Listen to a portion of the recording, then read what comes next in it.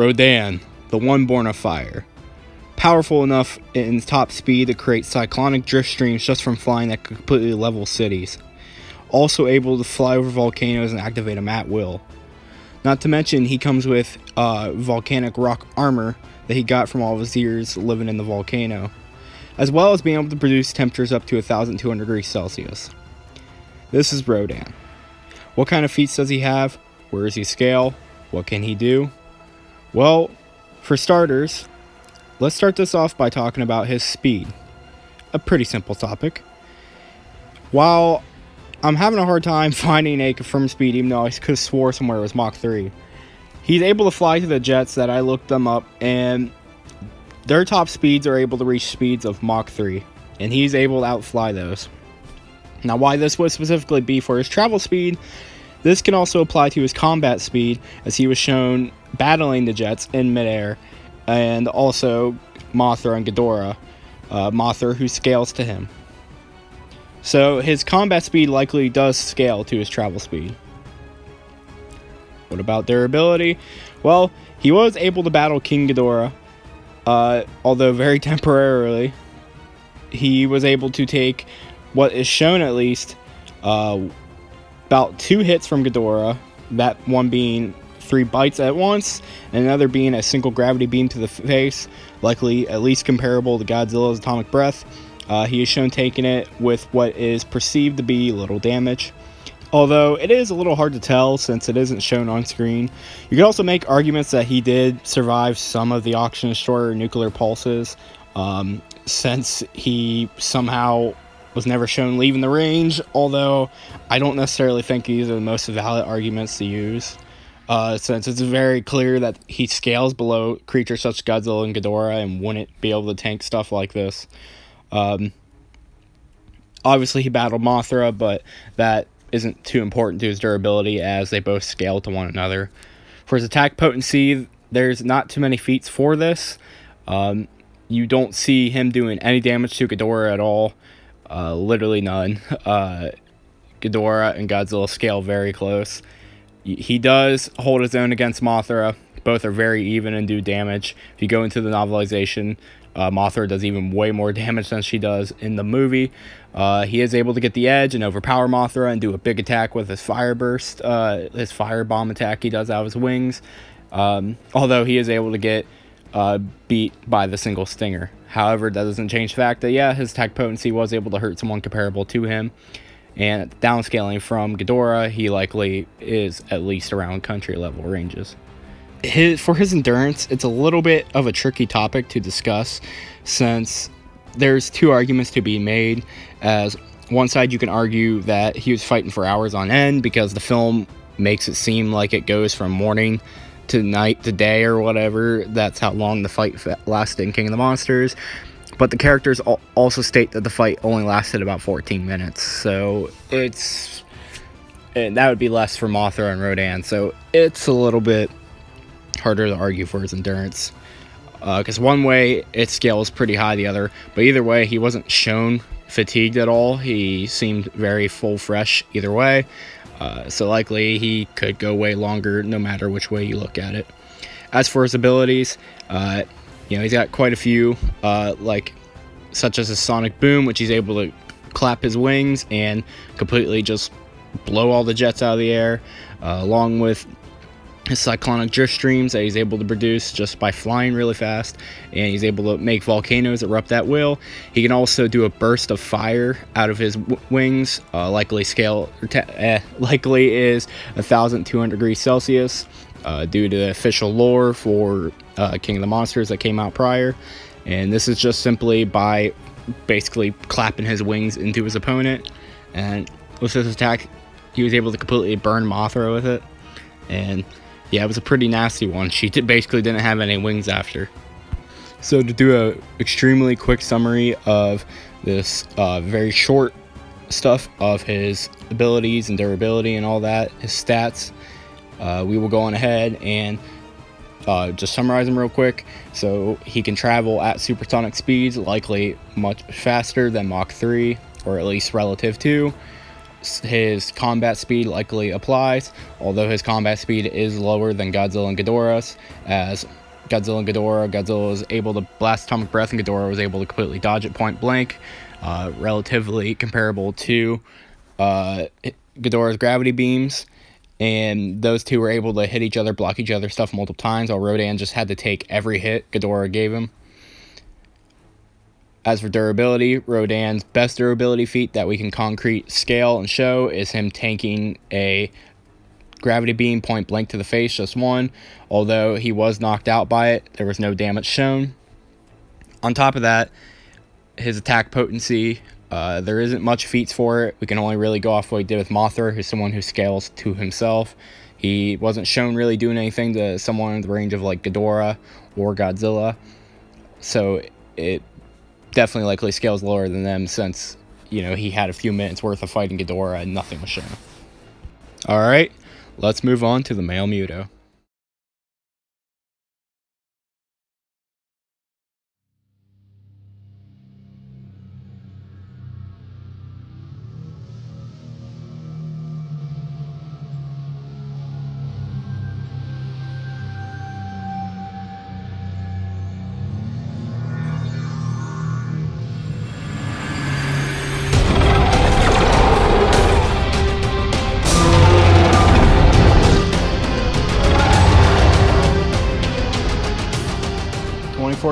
The male Muto.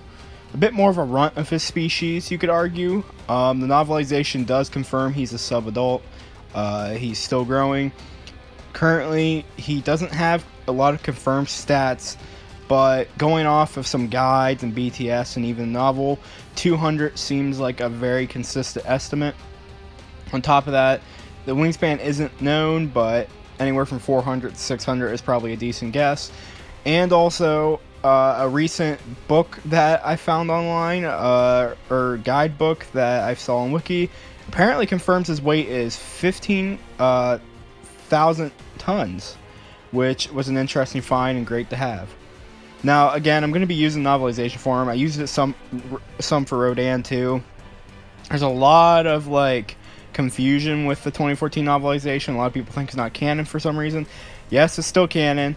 Yes, novelizations, quotes in them and stuff, you know, that aren't in the movie and stuff still apply. There's still information in them, that's important. You gotta look for what contradicts and what's inconsistent, and so we will still be using it for this battle. There's obviously some stuff in there that we're not going to be using.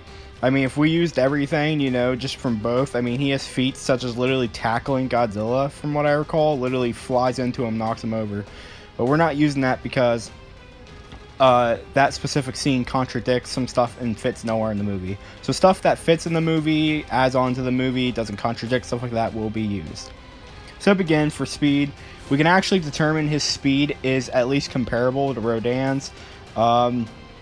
Likely he's in that same supersonic Mach 1, the Mach 2 range. The reason why is that there is a scene in novelization, which does fit to the movie, where Rodan is in the sky, in the clouds above a bunch of fighter jets, and he ends up flying. Basically, they look up and he's flying as fast as them, and I believe it's even implied that he flies faster than them. He basically dives at them and snatches a few fighter jets out of the sky, just like Rodan. This is the only actual like real travel speed feat that I can really talk about that he has. He did travel from like Hawaii to San Francisco, but it was in a very weird time frame, a little bit unspecific. So the best speed feat we have for him though is him actually snatching some jets out of the sky and stuff and being able to fly and catch up to them. That's for travel speed. For combat speed, it's likely the same situation where, again, he does have stuff where his travel, you know, he does do combat while he's traveling, kind of like how Space Godzilla did in the Heisei series. And so his travel and combat speed likely do still apply. The only thing is that it can be debated here that he does have speeds comparable to Godzilla to some extent. He was able to fight, you know, Godzilla for long periods of time. He was able to deliver blows that Godzilla couldn't snag him first. He was able to dodge Godzilla. He was able, you know, to do stuff like that, showing that he was able to be on par speed-wise combat with a continental being like Godzilla. As for durability, his durability, he has some feats. Not all of them are the best, per se. You know, a lot of people kind of really crack down on him for his death at the hands of Godzilla with the tail whip. But a lot of people don't realize that he also has shown taking multiple bites from Godzilla.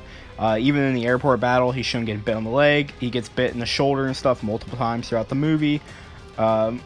The same bite that's able to paralyze the female Muto temporarily while it's in his grasp and rip off Ghidorah's neck. You know, he's shown taking multiple hits from Godzilla and even stayed in the novel. He also takes a atomic breath shot in Hawaii, confirmed also by the novel. He's able to be in Honolulu during his fight with Godzilla. He's actually able to get hit with an atomic breath, although it does hurt him. You know, since his atomic breath and gravity beam are likely comparable. Muto wasn't knocked out or anything, but he did take damage from it. His wings and stuff were scorched, and from there he kind of retreated.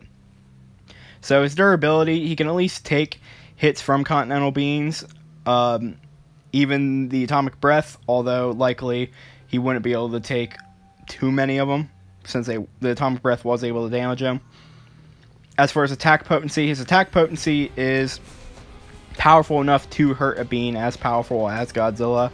A lot of people don't really understand this, but he's shown multiple times throughout the movie casually stabbing into Godzilla. I mean, multiple times. You can literally just see him easily stabbing into Godzilla. Although it's not really till the final battle that he is shown actually causing Godzilla to have great pain, cry out constantly, and most of its hits aren't on his weak point, his gills. He hits him in stuff like shoulder, side, chest, face, stuff like that. And Godzilla bleeds. Godzilla cries out in pain. He's shown doing damage to a continental being. And by the end of the fight, most of the upper body damage can be traced back to the male Muto, while most of the lower body can be traced back to the female. And yeah, he got pretty messed up. You know, he's got a lot of wounds on his body and stuff. So yeah, I mean, for his attack potency, you know, male Muto has plenty of feats able to completely hurt, you know, Godzilla, cause him great pain and cause him to bleed and stuff. He's shown multiple times throughout the movie to draw blood and do massive amounts of damage. For endurance, you know, the male Muto is shown throughout the movie, arguably for at least an hour, roughly, like low end 30 minutes to like an hour, depending on if you know how you want to argue it. He was able to fight Godzilla straight.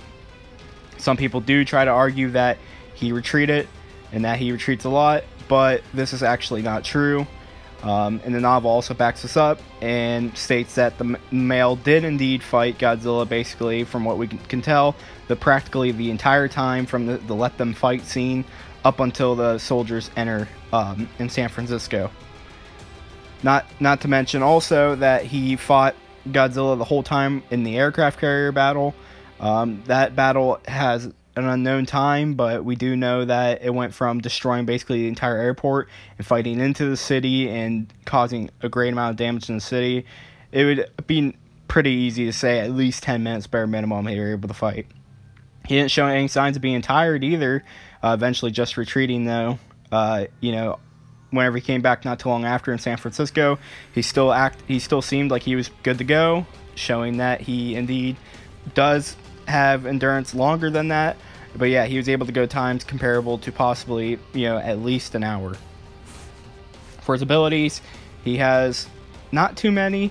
He has stuff like echolocation, stuff like he's very stealthy. He's designed after a fighter jet. Some stuff that could help him in this battle, but it just varies. His biggest actual ability is his EMP. His EMP is good for disrupting electromagnetic devices. Also, EMPs in real life are, in fact, science has shown stuff as pulses and EMPs can indeed knock out flames and stuff. It would be able to completely block out flames and such stuff like that. So that could always be important if he's fighting someone who can indeed throw fire at him or something. And lastly, he has pretty long range. You know, his legs are long. He's able to stand up pretty high. He's shown being extremely smart tactic. With his fighting ability, he knows that he has range, he knows how to use it and deliver blows that do damage. He's shown multiple times that he's not afraid to get in on Godzilla, but he's smart about when he's doing it. And whenever he's flying and fighting Godzilla, he's very smart because he knows he has extremely long range that can do tons of hits on Godzilla, where Godzilla have a hard time hitting him. You know, he's shown to be very intelligent in that he knows how to use his range. But like I said, he's shown also going in on Godzilla multiple times too. So yeah, he does have a huge range, very long arms that can deliver very powerful blows. And of course he has the smaller arms too as backups in case something ever got in. So all in all, he has a lot to do. With that being said, it's time to move on to the battle. Let's begin.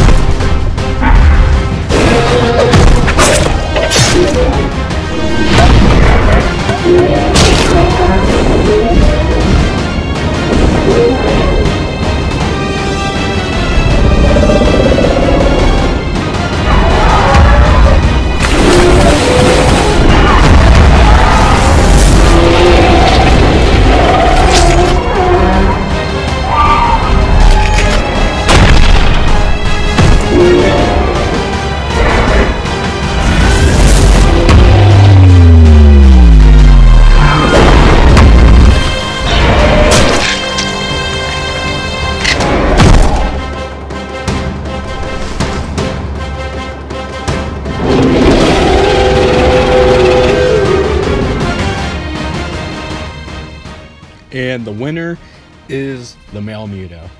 Now, I'm sure there's going to be a lot of people surprised by this conclusion, but actually I've seen it pretty split when I was working on this video, when I was anticipating it and stuff. I actually saw a pretty split down the middle on who people thought was going to win.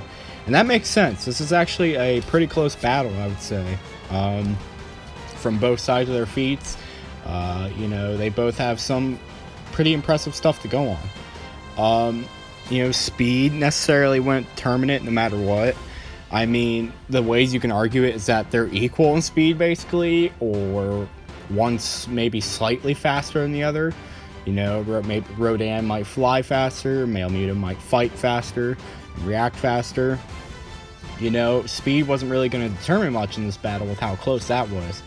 It came down to some other stuff like their abilities, you know, their intelligence, their durability, AP. And I think the durability and AP were two extremely important things, because while Rodan does have some pretty good durability feats, in terms of like surviving even 2 minutes with Ghidorah and taking a gravity beam to the face with no damage shown, on the other hand, the male Muto also has really good durability feats. I mean, like I said, took multiple bites and stuff from Godzilla, atomic breath shot, and you know, there's actually, if you look in the film, it actually has almost like a claw mark on his head.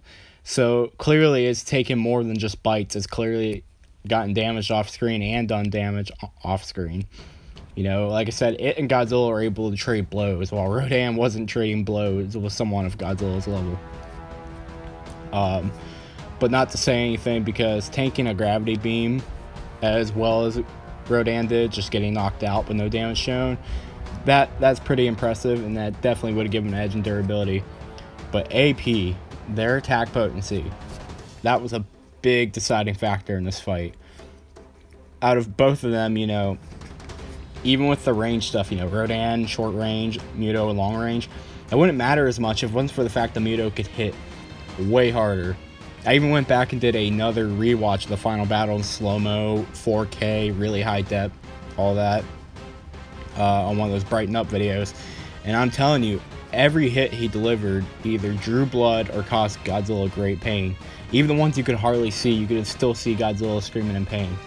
Hell, even his bites on Godzilla's shoulder made blood squirt out across the screen. I can actually show that. Like, stuff like that did happen. Even his bites could cause damage. The problem with Rodan in this category is that there's nothing is shown, nothing is stated. You can only go off his fight with Mothra, and Mothra is practically featless herself at that point. She had maybe one statement that could give her an arguable AP, but that's about it. Other than that, it was pretty much you just had to go off. Rodan could hurt someone on his level, but never shown to hurt someone on Godzilla's level, while the male Muto could hurt someone of Godzilla's level, and pretty bad.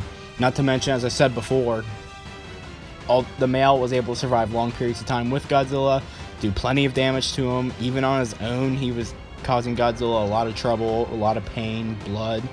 And as I've said, you know, the novel even states that with the male and female's combined efforts, their power was going to be more than enough to definitely kill him. And when we saw in the movie, they were stomping him, and they were going to be able to kill him, which goes to show that, you know, their individual, you know, attack potencies would be enough to damage him enough to kill him. Well, again, we have nothing like that with Rodan. Not to mention, there are multiple things that show Rodan definitely scales below a character like Godzilla or Ghidorah. You know, the male has more to make it debatable that he can scale somewhat close. Rodan doesn't have that. On one hand, Rodan fights Ghidorah for like a minute or two, and anytime he's shown on screen, it's almost always he's getting stomped. The one time, you know, he flew off Ghidorah and kind of got back on him, but other than that, it was either he was getting completely overpowered and destroyed, or he was getting knocked out. And again, he didn't fight Godzilla, and even when you get into the Godzilla stuff, that's when it gets more interesting, because Rodan, with a pack of other Titans that were able to cause, you know, all these catastrophic events and stuff around the world and stuff in the King of the Monsters, you know, during the events of that, all these Titans, you know, they arrive. Rodan goes to challenge Godzilla, my bad, goes to challenge Godzilla. You know, he's ready to fight him, and with a glare, the novel literally says with a glare, Rodan just shuts down. He refuses to fight him after that. And I know I've heard some arguments too that something about this whole alpha status stuff, but even like Michael has even said before, like with the Muto, for example, like why didn't the Muto attack him? And simply he just said the Barb's not stupid, you know. So it's like there's a lot of implications. Godzilla could have took all these Titans on and beat all of them. And even if it was like something like Rodan taking him on his own, I mean, Rodan, it took one glare and Rodan bowed. That's saying a lot more than the male, who was willing to fight Godzilla as long as, you know, he had to. It just goes to show a difference when one has the feats to show that they can do that much damage to someone of Godzilla's level, and the other has less to do that, more to show they can't. That was one of the biggest deciding factors here, is, again, Mil Muto has way more he's done on people of Godzilla's level than Rodan does. And which is a real shame, because all they had to do is give him more screen time or give him more lore, and that would be enough, but they haven't. And you know, I could see some arguments. Someone might try to make an argument that Godzilla might not have done damage to Ghidorah or something, which is completely false, since lore from both the novel and actual like promotional material and stuff does confirm Godzilla has done damage plenty of times to Ghidorah. I'm also waiting to hear some arguments such as, well, Ghidorah just woke up.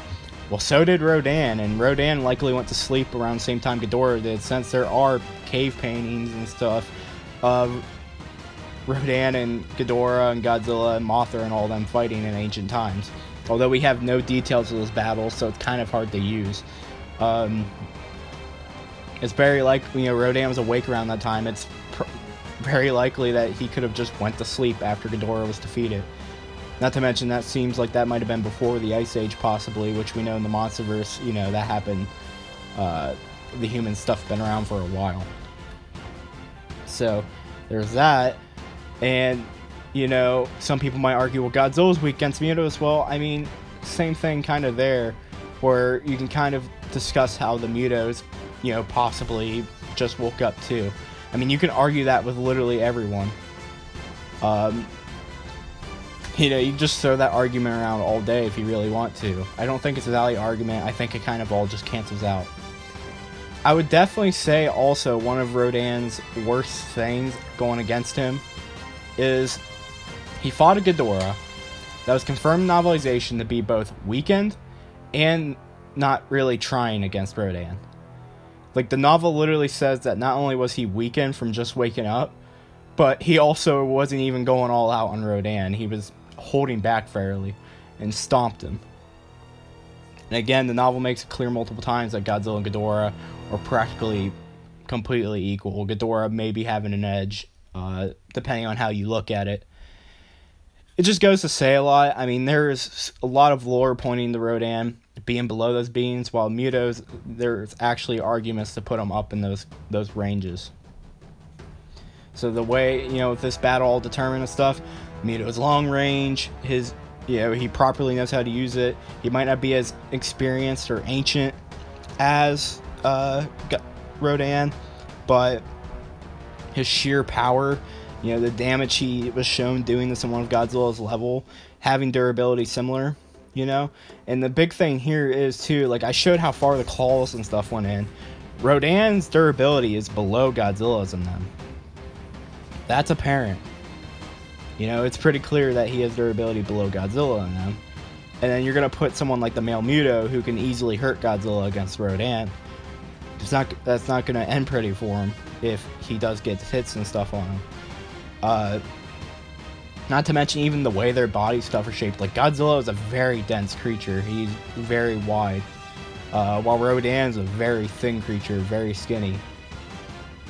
When I was talking to my animator strip, like, those would straight up stab right through him. You know, with how deep they were going. The male Muto's arms would go right through Rodan. I mean, again, I still think it's somewhat close, just due to the fact that Rodan still has better durability. He could possibly hold his own longer. He has more experience, stuff like that. He might be able to get in and do some damage. But I mean, even the Muto's little arms, seen as what the females possibly did Godzilla and some other stuff in the film, and seeing how their damage did very similar damage to Godzilla, I mean, it's very likely the male's little arms even could do a lot of damage to Rodan, seeing as Mothra, someone who's practically feetless as well, was able to make Rodan bleed and back off with her little arms, you know, scratching his face. It would be kind of the same thing with the male. I mean, he could scratch and get, you know, Rodan backs off multiple times throughout the movie. You know, it took one good hit to the shoulder to take him out. Now imagine someone who can literally hit you with basically multiple stingers at once, and instead of holding back, they actually want to kill you. It would get pretty rough. So while there are circumstances and chances where Rodan would have the win, just due to the fact the male Muto's durability should scale lower, overall, yeah, no. This, I think, all in all, conclusively, the male has more feats to back him up, winning more times than not. What do you guys think about all this, though? Hope you enjoyed this video. Thank you so much to Slick, my animator. He did a great job with the quick animation for this video. Thank him so much. Everyone go check him out. He's growing. You know, he makes sure to give him support. Tell him I sent you and said thank you. Also to my thumbnail artist, Mr. Farts. You know who you are. You know, thank you so much. I took some scans from Godzilla King of the Monsters. Also got some scans for myself. But yeah, I mean, all in all, thank you to everyone who's helped out in this video. I appreciate you guys always. You guys have made it a blast. Very excited, and I'm excited to see what the war is about to look like. But all in all, hope everyone's a good night. As always, peace out. High Flyers Tag Team, signing out.